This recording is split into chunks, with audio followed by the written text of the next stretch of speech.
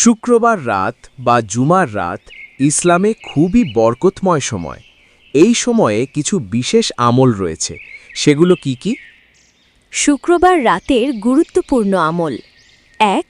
দরুদ শরীফ বেশি বেশি পড়া। রাসূল সাল্লাল্লাহু আলাইহি ওয়াসাল্লামের ওপর বেশি বেশি দরুদ পাঠ করা খুবই ফজিলতপূর্ণ। ২. সূরা কাহাফ তেলাওয়াত।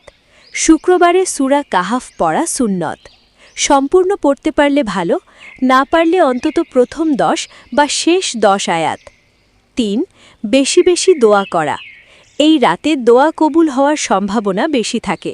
নিজের জন্য, পরিবার, রিজিক, হেদায়েত সব কিছুর জন্য দোয়া করুন। ৪. ইস্তিগফার করা, ক্ষমা প্রার্থনা। বেশি বেশি পড়ুন আস্তাগফিরুল্লাহ।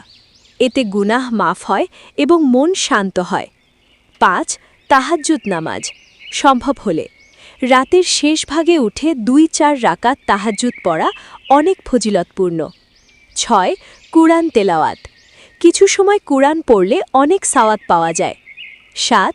জিকির করা, সুবহানাল্লাহ, আলহামদুলিল্লাহ, আল্লাহু আকবার বেশি বেশি পড়ুন। আল্লাহ সবাইকে সুস্থ রাখুন, বেশি বেশি আমল করার তৌফিক দান করুন। আমিন।